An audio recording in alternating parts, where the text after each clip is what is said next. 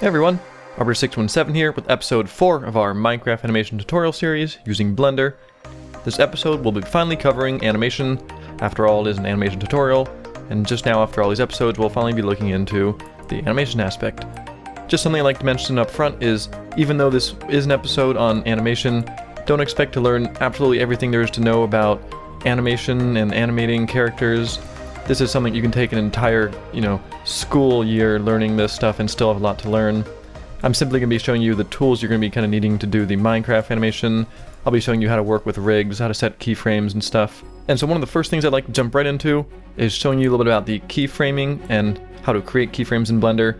And for that I'm going to open a new scene simply because it's going to be easier to show it rather than in this crowded scene.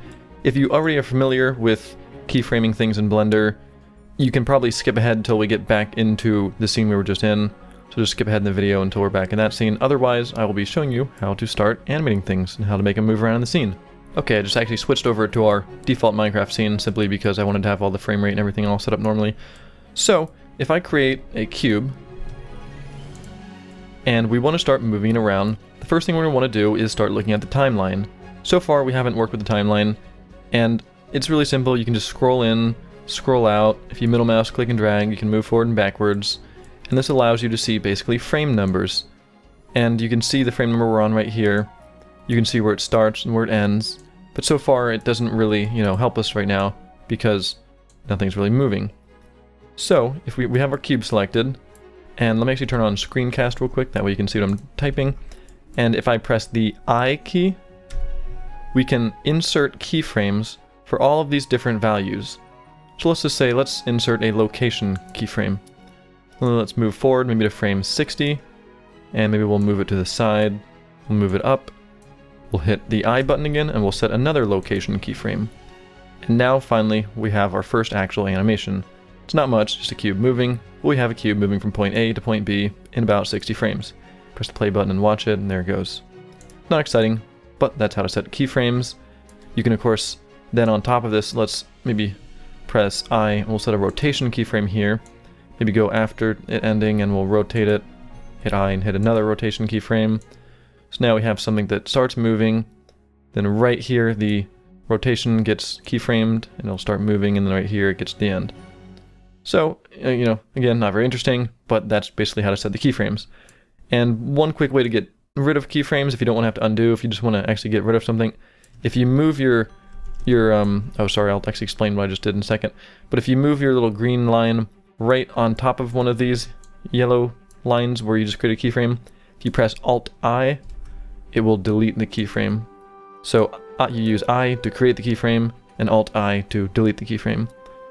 And then the next thing I did, which I just did down in the timeline without explaining, is if you use the arrow keys, left and right, steps forward one frame or backwards one frame. So you can use that to, fine tune. You can just kind of get near the thing and then use this to get right on the, on the dot. And then the other useful keys is the up and down arrow. That will jump you to the forward or backwards keyframes. So between those, I use that a lot when animating. I use these to fine tune. I use the up and down like constantly to get between my keyframes. So let me just go through them and delete them all, and we'll go back to the beginning. So that was the first way of setting keyframes, by pressing the I. If you don't want to have to, constantly be setting them for different things and, be pressing I and clicking on things, this is how I first did things. I used to keyframe it and hit location, rotation, scale, I believe, back in the old 2015 tutorials. However, I quickly found that I'd press I and I would accidentally move my mouse a little bit and I'd click on something like visual location and I'd set a weird keyframe and then it would get messed up. So the next thing you can do is down here in the keying set. If we click on this, we'll see, oh hey, it's like the same things we were just looking at. So what I like to do is maybe change this to something like location, rotation, scale. Yes, you won't be really doing much scaling when we're working in Minecraft animation. You're mostly just locating and rotating. But just for beginners, it's good to start with that. And now if I press I, it no longer asks us anything. It just simply sets the keyframe for all of those location, rotation, and scale. And again, an advanced animator might say, oh, you don't need to do all those. You can just get away with a few, but for starters it works. Now you can see we can easily keyframe different things. Then I'll move it around and press I, and now we have things moving around. Okay, so it's getting a little more interesting. One thing I want to mention up here at this front, when doing tutoring for different people who are doing animation, one of the most common things I see when people are first starting, so I want to just kind of reinforce this right now, is when you want things to hold still, you have to remember to set the second keyframe at the end. And what I mean by that is, okay, let's say we want them to start out 20 seconds just holding still. Or sorry, not 20 seconds, 20 frames. So a little bit less than a second. So we'll go to 20 frames. Sorry, I'm getting this messed up. We'll hit I to insert. Let's say he'll go, a few frames later, he'll move over. We'll hit I to insert. We want him to stay there for a little while. Then we want him to like move over to this corner. What people do, they forget to set another keyframe. So they go ahead and they go, okay, now I'm going to go over to this tree. Even though there's not a tree there, but whatever. Pretend there's a tree. So then he goes over there. But the problem is, they never set another keyframe here. So they'll get there and it'll instantly go off to the next place. So you have to remember, if you want something to hold still, you have to, once it's holding still, you have to go forward, and right before it starts moving again, you have to set the new keyframe in the exact same spot and then move it.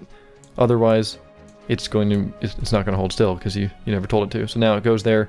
So now we have two keyframes, both of which are the exact same, they're 35 frames apart. So for those 35 frames, they'll sit perfectly still and then start moving off. So I just want to mention that because that's one thing that I see a lot of people doing. So another way of looking at our keyframes, rather than down here in the timeline, is in the dope sheet. And for that, we will go up here next to default and we will change this to animation. And you will see all these little things. Right now I just actually deleted, I actually should have left those keyframes on. Let me actually move things around real quick. I'll move it, rotate around, go, I'm used to having auto keyframe on, which I'll be talking about in just a moment. So move it around, and we got some stuff. So there's lots of complicated things that look all scary. Oh, there's all these crazy curves. Don't worry about those. But up here is the dope sheet, and here we can see the same, every time there's one of these little yellow lines, there is something up here in the dope sheet. And what we can do then is that gives us control over actually manipulating the keyframes. Down here, you can't really do much other than, delete it and get rid of it. Up here, however, we can take that keyframe, which is that one down there. We can press G, just like when you're in the 3D viewport. You can move it around. You can press B to box select multiple. Then you can press G to move all of those around. So if you can move them all around the timeline, you see them moving down there. Another really handy thing is to press S. You can scale them together. It scales it around the green line, so you can scrunch them in, so you make it move faster. You can, grab this keyframe and say, okay, I want another one of these keyframes over here. You can shift D to duplicate it, make another one. Maybe we want it to go back to this point, so we'll duplicate that one. So it'll start here, go there, hold, and come back. And I'm just basically showing you some of the basics on these controls. I know right now you're probably thinking, oh, what are all these things? How are we going to use this Minecraft animation? And we'll get to that. Be patient. I just want to make sure I cover absolutely everything up front. That way, as you start animating, you'll be like, how do I, duplicate a keyframe? You'll be like, oh wait, I remember him showing that. So I want to just get this going up front. So the other thing to mention is you don't have to be constantly pressing I to set the keyframes. If I start deleting some of these, the next thing we can do, oh, it's not even deleting them, whatever, I'll just delete them out of here. The next thing we can do is turn on auto keyframe, and this is what I honestly always have on. And what that means is if I grab the cube, I press G, I move it, it automatically created the keyframe. I didn't even have to press I or anything. Basically, if I change anything, if I rotate anything, if I scale anything, it automatically is going to be keyframing all of it, whether or not I did anything else to it.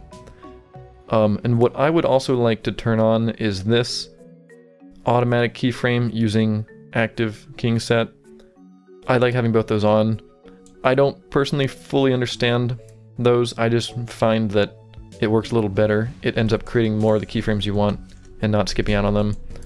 So the way I animate is auto keyframe pretty much always on, that on, and I leave this. I actually usually leave this to location rotation. However, for this tutorial, we'll leave it on scale too. That way you don't have to handle scaling separately, which is how I do it. I usually handle scaling separately. And one of the final things, I guess, is, before we get to the Minecraft scene and start working, is so far whenever we set two keyframes, it always starts out slow, speeds up, and then slows back down. And the reason for that is, let me actually get a better example. The reason for that is, let's have the cube simply move just along this green arrow, okay? It's just moving along the green Y axis. And what you'll notice is, if we look in this graph editor, which we haven't looked in yet, if we scale this up a little bit, let me try to click on the edge. Click right there, got it. If we pull that up, pull this, this is a little 2-pixel thing you gotta click on. To get good at accuracy, playing Blender, you'll be good at first-person shooters after all this. Anyway, if we go in here, we can see on the left side, if we have our cube selected, we can expand these little things, look inside our location rotation, and here's all the different things we keyframed. We didn't just keyframe one thing, we keyframed its X, Y, Z location, X, Y, Z rotation, blah, blah, blah, and X, Y, Z scale. And as you can see, one of these, moves and curves up. And what you'll be doing in the graph editor, which we'll be looking at more later, we can hide all these. If you simply click and drag down them, you can hide them all, or you can just click that to hide them or bring them all back. I usually just click and drag because it's kind of fun watching them all go whoop, disappear. But if we hide them all, and we just want to look at the Y location, because that's we dragged along the Y location. And as you can see, we have this, again I'm pressing A to select everything. The A thing works everywhere. A works in the viewport, A works in the dope sheet, and A works in here to just unselect everything, or select everything. So by default we have this starting slow, speeding up, and slowing back down, which is how all animation is by default. If we grab this keyframe up here, and we press T, we can change it from the default, which is Bezier, to linear, and now you'll see this curve no longer is like a smooth, speed up smooth, now it's just a perfect line, and in the viewport we see that the cube moves perfectly smooth. It moves and it stops. And sometimes you're going to want that, honestly. If you want to just, have an arrow flying past the scene, you don't want it to start slow on the edge of the screen, speed up and slow down, it's going to look really fake. You just want to see like an arrow zip by. Or I use this a lot for camera animation actually as well, like having just the camera constantly kind of panning along or something. So that covers most of the basics. We'll be looking actually at a lot more of some of these buttons, and I'll be showing you how to navigate this more. I'll be talking a lot more about the dope sheet and stuff once we have more stuff in the scene. Right now we only have a cube, there's not really much to show. I just wanted to get those very basic concepts down, so we know, where the dope sheet is, we know how to move keyframes. That way I don't have to kind of re-explain this all. So let's close this down and get back to our scene. So at this point, now that we've pretty much covered the basics, I'm just going to start animating. I'm going to show you kind of how to do everything as I do it. This is obviously going to take a really long time, but I'd like to just go as far into the scene as I can before I've kind of felt like I've shown you everything. And then, unlike kind of the previous tutorials, I don't actually have anything else mapped out at this point. I actually have a little sheet of paper in front of me that I usually kind of read off of when I'm doing these tutorials. However, right here, it's just a big squiggly line that tells me to start animating, so that's what I'm going to be doing. It might be a little bit less organized because there's nothing else to really cover, but hopefully by actually just doing the animation naturally, you'll actually learn more than if I'm just kind of telling you principles. So hopefully it works. If it doesn't, sorry. I'll try to make amends later. Anyway, let's click on the rig and we'll get going. If we click on this character rig that we brought in before, we see down here that we're in object mode.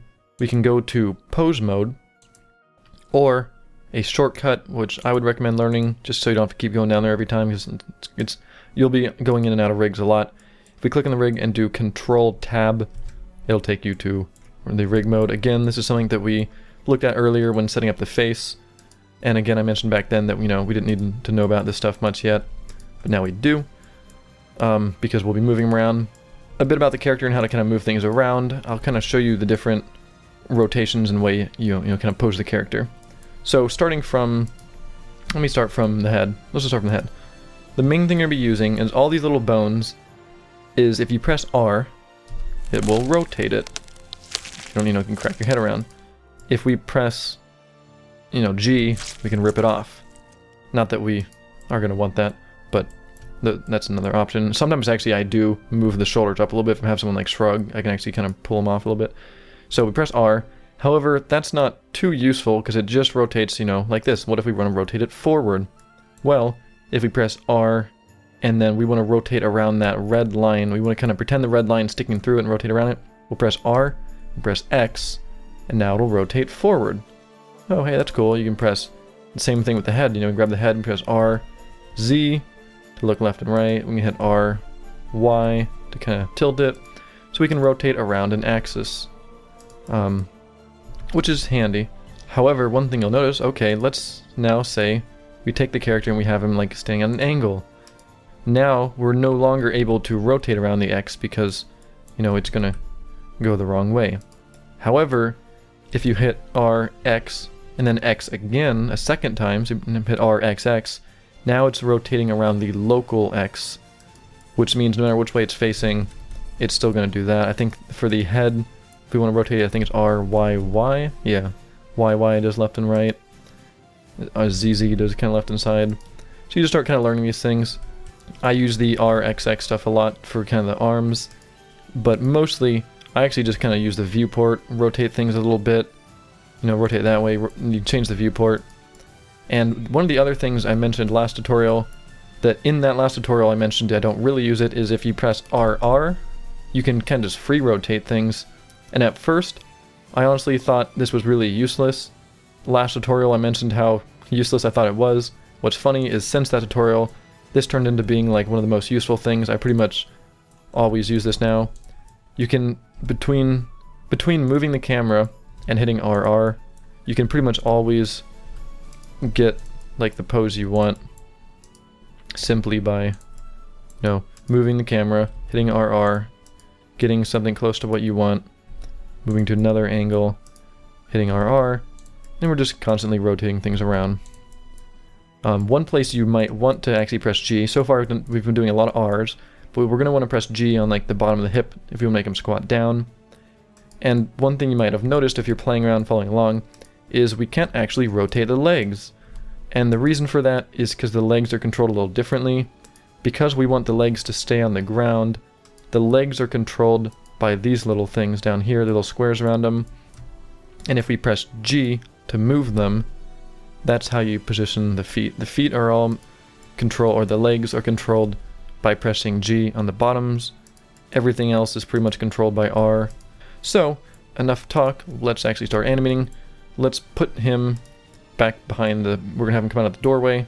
So, thing one, I'm going to, actually thing one, the way I would do it is thing one, set up some camera work, because this is why I wanted to actually go through a real animation this time, because now you're actually going to see, you know, the way I really do things rather than me just talking. Because if some people ask me, like, oh, how do you know, what do you just do first? Do you do camera first? Do you plan out first? Well, now you're going to know, because I'm actually going to be creating an animation. So apparently the first thing I do is the camera, because that's what I instinctively went to. So I went into the camera, and one thing you might have noticed I did down here when I was talking was I instinctively always change the start frame to 0. It just kind of bothers me that it's not like that. One other thing about the timeline I figured I'd mention that I saw right now is if you ever get annoyed that your cursor keeps going into this area past where your animation ends, if you turn the lock on, that lock will prevent it from going further. Okay, yeah, and so now down here, we're actually, you know, instinctively I turned back on the auto keyframe. I saw that wasn't on, and this wasn't set to location rotation. Maybe I will do location rotation. No, I'll keep it in scale, because that's how I have it. Anyway, so we got the camera set up, and we're gonna maybe get a shot of. Okay, first of all, I noticed it's very zoomed out. So I'm gonna have maybe I want to get some water, get kind of a good revealing shot, kind of panning down. So we'll start the camera here, and sometimes when you're first starting animating, I know it's really difficult to get a sense of how many frames forward should I go. But when in doubt, count it out. Think about, okay, I want this first shot to be looking down. It's like 1 Mississippi, 2 Mississippi, 3, and kind of pans in maybe a little bit more than 3 seconds. Well, we know that we're going at 30 frames per second. So if we want to be a little more than 3 seconds, 3 seconds would be 90 frames. So honestly, let's just go to frame 100. We have the camera selected, we have auto keyframe turned on. And with auto keyframe turned on, all we have to do is move the camera to a new location, and boom, we have our first little bit of animation. The camera comes in and pans down. So remember just a moment ago when I was talking about the dope sheet, let's go into our animation, and it opens up this whole new viewport. Let's kind of set things up again. Let's go back to our camera, in this viewport because the animation viewport's a little different. Let's change it back to material. Let's turn our world back on. It's nice to see that. Another thing you can do, I didn't mention this elsewhere in the tutorial. If you're just playing around in the scene and you're not really doing hard work and you have a good computer, you can turn on ambient occlusion, which kind of helps you see things a little more. I actually kind of like it. If it starts slowing your computer down though, I'd turn that back off. It's just nice to see things. Anyway, in the camera settings here, we want this to probably be linear. We don't want it to start slow, speed up, and then slow down. So I would just grab all these keyframes, press T, set it to linear. Now we have our opening shot. It's kind of panning down. Oh, there's a house down there. And I may even kind of clean this up a little bit. Just kind of, I don't know, whatever. It's just kind of a revealing shot. And then, so now we're going to, okay, oh, sorry. See, I really am going to have to get in the habit of explaining absolutely everything I do. I'm just so instinctively doing things. So, we have our starting frame and our next frame. And again, you can use the up and down arrow to jump between them. So, for me, I always animate with one camera. I just find it simpler. You don't get lost with multiple cameras. You don't have to kind of be worrying about, if you want to make changes to one, you don't have to shift everything else around. You can just deal with one. And the way you switch between shots with one camera is as simple as go to the end of one shot by, you going the up arrow, you're right on the frame, go forward one frame by pressing the right arrow, and now we'll move our camera. Simple as that. So now when you play it, it gives the illusion of, okay, it's going along and cuts to a new shot. So maybe the first shot was kind of a far away of the house, and then this one's going to be more of like a close-up. Let's go forward a little bit. So here we have it looking good. However, we realize shot 2 is way too short. So again, the dope sheet, we can now pull keyframes over.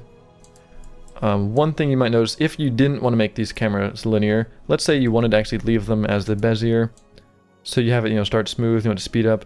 One thing you'll notice is whenever you have camera cuts, it really messes up right between them. You see how it like speeds up and jumps, and that's one of the reasons I like leaving my cameras linear by default.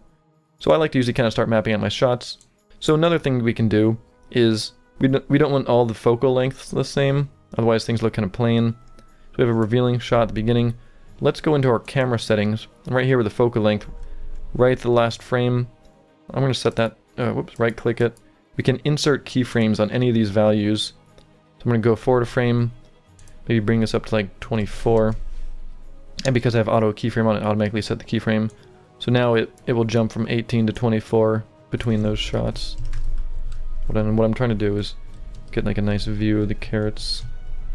So we're finally all set up for him to walk out. So let's go to right kind of before he walks out. So it'll kind of cut to the shot. Wait just a little moment. Then he's going to come out. So right about here, we're going to have him come out the door. So he has no keyframes on him yet. Let's start by pulling him back here with the little pad. And we'll see we created the first keyframe because we have auto keyframe turned on. And let's have him open the door. So I would probably I'd animate the door opening first because that's more of like a major timing event. So it cuts. And then a moment later, let's set a keyframe. So if we want to set a keyframe exactly how it is, we can just hit R to rotate. And without even moving the mouse, just left click, it'll automatically set the keyframe because we're in an auto keyframe. And then let's go forward maybe just 12 frames or so. Hit R, hit Z to rotate around the Z, and let's open the door. So now it goes, cuts, he's going to open the door. And we're going to want him to walk out. And walking is one of the things that I actually have a whole tutorial on my personal channel for it. I would recommend watching some kind of walking tutorial. It's a very different thing. It'd take a very long time to go over, as demonstrated by the fact that I made an entire tutorial for it. So I'm not going to get into it too much here. We're more looking at the tools you need. So he opens the door, and let's just kind of pull him out a little bit, and pull his pad out, and you'll see. Okay, well we need to move him over here before the door opens. So he kind of goes slow, pushes the door, and he comes walking out. We might need to pull this point. Oh, we might need to move this keyframe back or forward more because he kind of sped up a little weird. So this is the next good moment to mention that if we click on this button right here, it will only show the keyframes for what you have currently selected. which is really handy because it makes it, you don't see all these other things and you don't get lost. You're not trying to, I used to not know about that. And I'd be like, okay, I just want to, move the root over. This thing would get huge. You'd be scrolling. But once I learned about that, I'm like, oh, boom, that's all you need. So if we want to move that root forward, isolate it, pull that over. There he goes, he walks out. And this is honestly how I animate a lot of stuff at first. I just kind of map the camera, map the timing. We want him to start out really slow. I'd like to start going into some of the other things though. As I'm doing this, I'm starting to realize that this might start getting a little boring, and I'm not really covering the things you need to cover fast enough. This might start getting a little too long. So I'm going to try to focus more on things you're going to need to know rather than detailing it. But we have him coming up, opening. We'll do the walk later. But let's start actually kind of, moving around. Let's pretend he's walking. And I'm just going to start animating some other stuff just so we get an idea.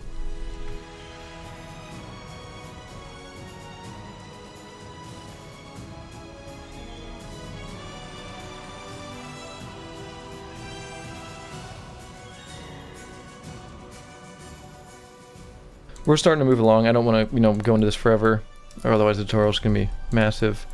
There's not too much more. I'm not going to show you, animating the whole thing. That's going to take me, it's going to take me a whole week. I'm hoping to get this thing done, by next week. But what I want to start showing you now is some of the different things we can do now that we have a little more of an interesting scene. And that is some of the tools that, like one I just used there. If we ever want to reset something, see how he's kind of like, let's say he's like hunched over. We want to reset the rotation. If we do Alt-R, it'll reset rotation. If we want to reset the feet, because that was something we used G, we'll have to do Alt-G. So we're going to reset his feet. You pull him out a little bit. One of the other things handy is if we have him, let's say he comes out, or let's kind of go back in time maybe. Let's say he was a little bit crooked in here, and we want to kind of move him straight backwards, but the arrows aren't pointing the right way. If we change this global to local, now we can see those arrows, so we can kind of move him. Comes in, opens the door. So we're already starting to, we don't have the feet working yet. And again, the reason I'm not doing the feet is because it's like a whole walk cycle type thing. But we're already seeing, we're creating some sort of animation. If I were to take the feet and just start kind of doing like a little shuffle.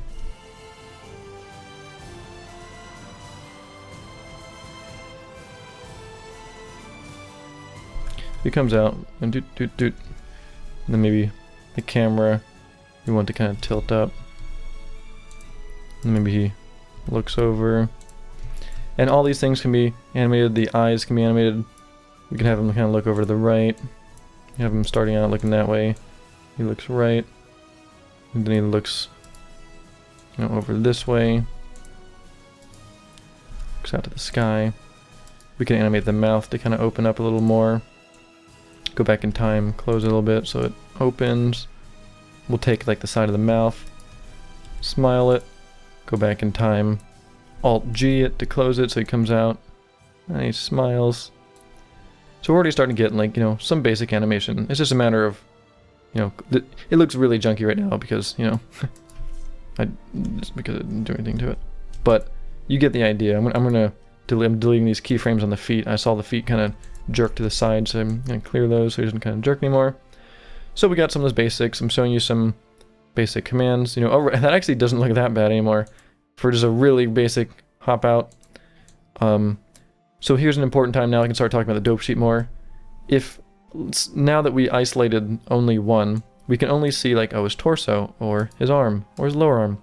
If we double tap A on the rig, here we go. Now we can see all of his little keyframes. So I press A to unselect everything here. Now we have all these different things. We can see, here's his head. Let's grab the head and say, I want it to turn over sooner. We can move the head around. We can take the eye locator. We can place all these things. And one thing to learn that's very handy is, rather than all these individual things, if you want to, box select all of them, you can also simply, this thing up here, the little summary, these keyframes here, like that one, these are basically saying, there's a keyframe somewhere below it for this rig. So for example, if I select all of these, that in turn is actually selecting everything If I just select these, it's going to select, everything in that, right there. So you can use that little summary row by pressing, B to box select it. And you can do things like speed stuff up, slow it down. Let's say, the door opening was good, but starting right here, he kind of hurried out a little fast. So we take that right here, starting right about here. We're going to box select everything beyond that point, or just box select the summary, exact same thing. We can press S, scale it out. Now he walks out a little slower. Maybe the turn, we want to be fast again, so we'll kind of speed that back up. And that's kind of how I do a lot of my animating. I just kind of speed things up and move around. Maybe he comes out and maybe get a different shot of him kind of admiring the day. And remember, okay, so I want to lower the focal length. Goodness, I cannot speak tonight. I want to lower the focal length beyond this point. So we can't simply change the focal length less, because if I were, okay, let's bring it down to 24. The problem is we didn't set the keyframe before it, and that was one of the things I mentioned kind of when I was in that blank scene talking about if you want something to hold, you have to set the other keyframe.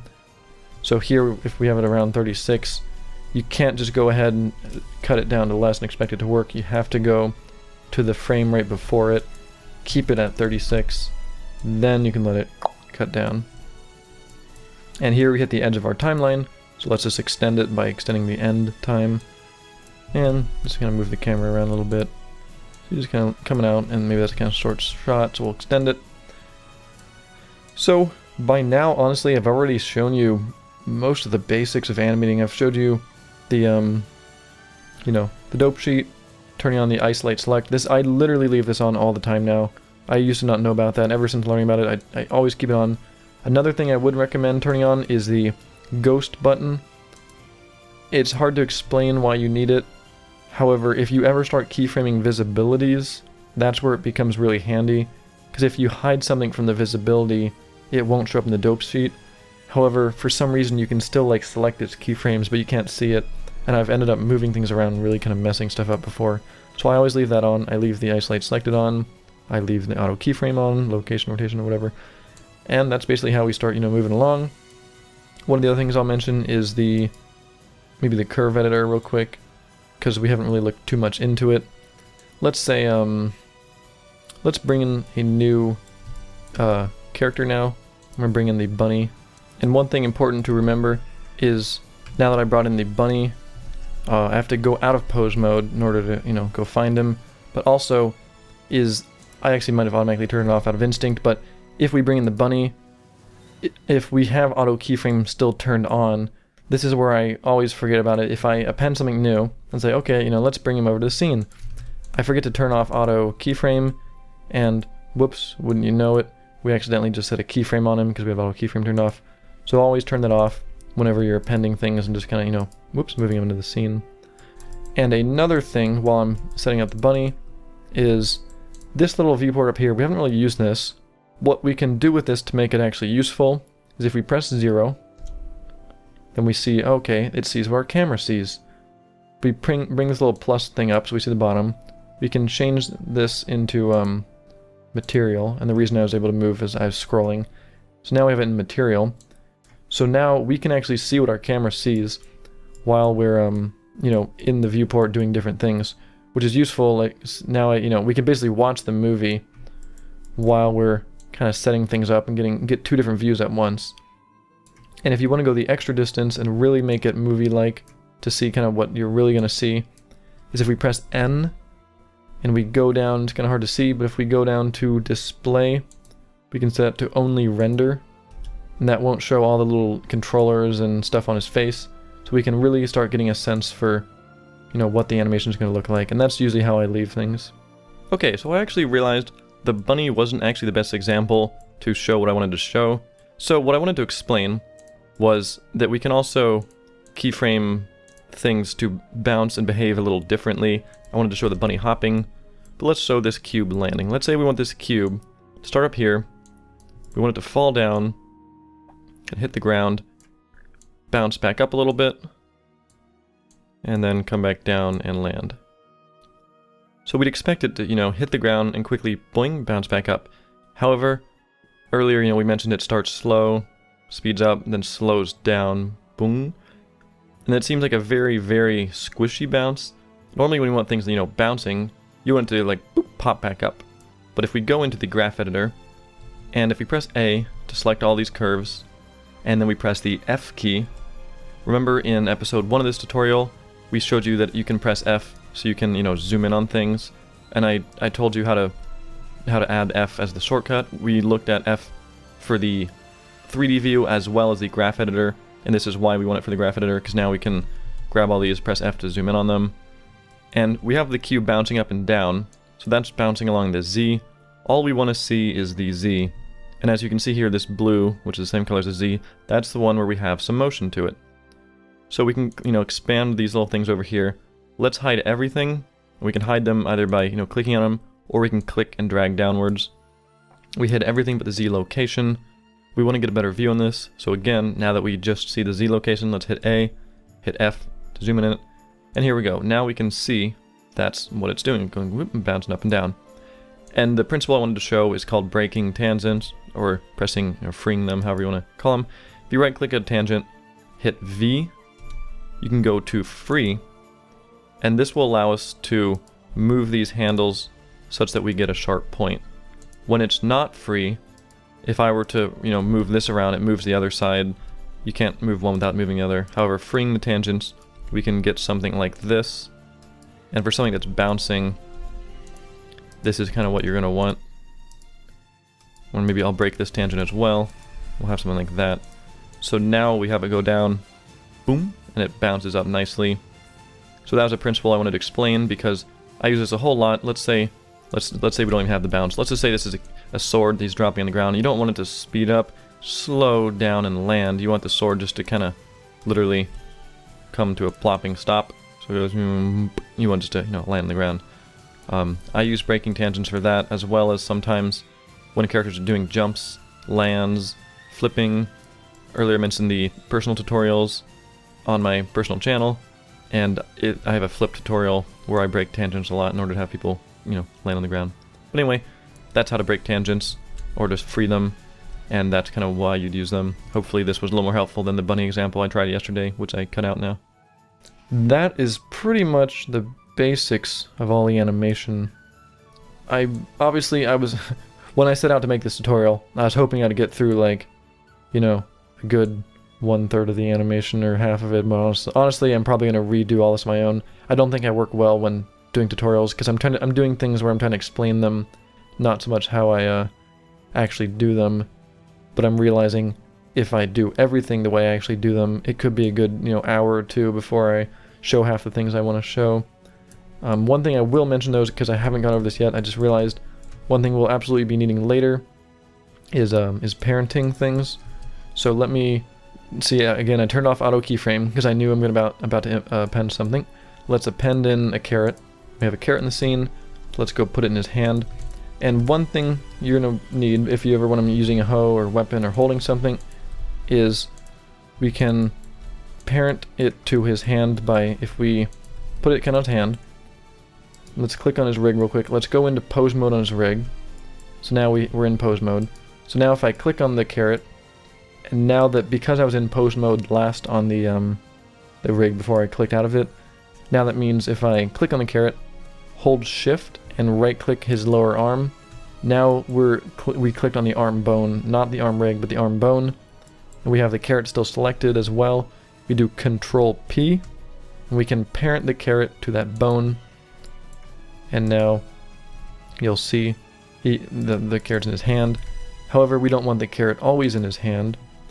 So this is another thing people always ask me, oh, how do you pick something up or put it in his hands? We don't want it there at the beginning. We want him to come out, the bunny hops over, and then maybe go forward a frame, and maybe he pulls out a carrot out of his pocket. Again, this isn't actually what I'm going to be doing in the animation, but for the purpose of showing you these, which is why I'll probably end up just animating this all differently. So he's going to reach behind him, he's going to kind of reach into his pocket.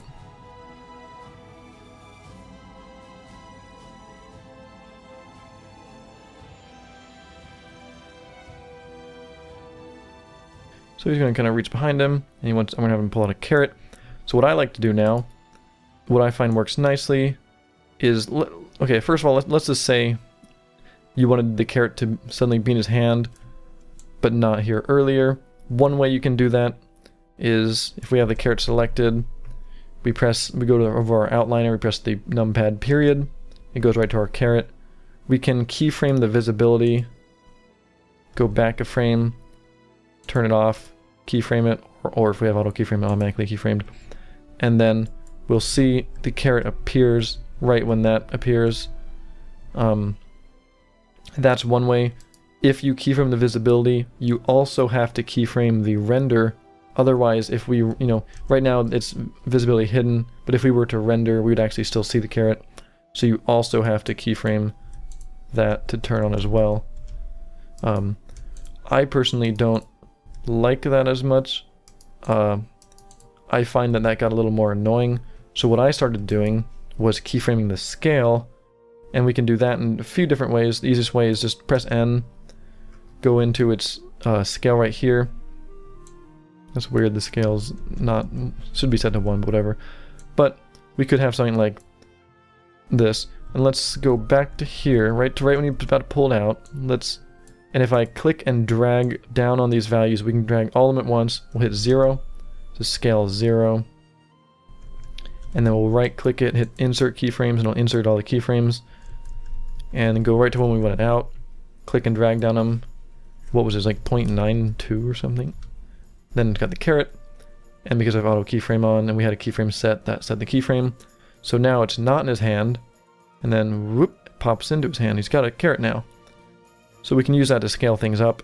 But so you can do that. You can also set you can set the keyframes of the scale 1 frame apart. If you want something just to pop in, you can have it just like appear. But we'll use that for most things. One thing to mention with this is, let's say later on in this animation I'm going to have him pick up something like the chest. If we want like a version that's not parented and a version that is, I use the scale technique as well. I'll have him walk up to this chest, which isn't parented to him. If he moves around and if he bends his body, the chest doesn't move. And what I'll also do, I'll have another version of the chest, which is scaled down to 0, which was in his hands the whole time. Then he'll walk up to this one. The one that was in his hands will scale up. This one will scale down, so it'll basically be replaced by the other one. You won't notice it. The viewer won't notice it because they look identical. And again, I might show you some of these things in the beginning of next episode. I'll show you all the stuff I've animated. I will also be giving you the scene file at the end, in the end of next episode. But I believe I covered pretty much everything I wanted to cover. I showed you how to do all the animation. I showed you how to press R to rotate. I showed you how to double tap R to do the local things. I showed you the dope sheet. I showed you how to set things to linear or Bezier. I showed you a little bit about this. I showed you the summary that we can use to, box select things. And then if you box select those and pull things around, we can retime things. I showed you that's most of the things I need to show: how to parent things, how to break the tangents. But I believe that's it. I might find out later that there's something I skipped, but I'll simply cover that next episode. And next episode is the final episode. I'll finally be showing you how to render everything out. This scene's going to be vastly different next episode, and I'll be covering everything kind of that I changed. But with what I showed you now, you honestly should have enough to pretty much take it and go with it now. I showed you how to set all the keyframes and everything. So thank you for watching. And kind of as my final advice before I end this episode, I'd like to really kind of encourage you, if you want to do animations, just start animating, just start making stuff. Don't be afraid. I know a lot of people when they're first starting out, they're very afraid to mess things up. They don't want to start, moving the character if they do it wrong. The only way you're really going to learn it is if you just start doing it. In fact, doing things wrong and wasting like a bunch of hours doing something and then finding out that you kind of messed up, did it the wrong way, it's not really hours wasted. Those were hours spent, trying things one way, learning what didn't work, and you'll probably have also picked up a lot of tricks and gotten better at it. So just start working at it, start animating things, start moving stuff around. You'll find things that don't work, and if something messes up, just start experimenting around, look into it. Anyway, I'm going to let you go now. Thanks again for watching. My name's Arbiter617, and we'll see you next episode. So, as I mentioned multiple times in this episode, is that if you're enjoying these tutorials and you want to learn more, please be sure to check out my personal channel. I have a bunch of other little small, quick Minecraft tips and tutorials on more specific things, and I'll be talking about those very briefly next episode.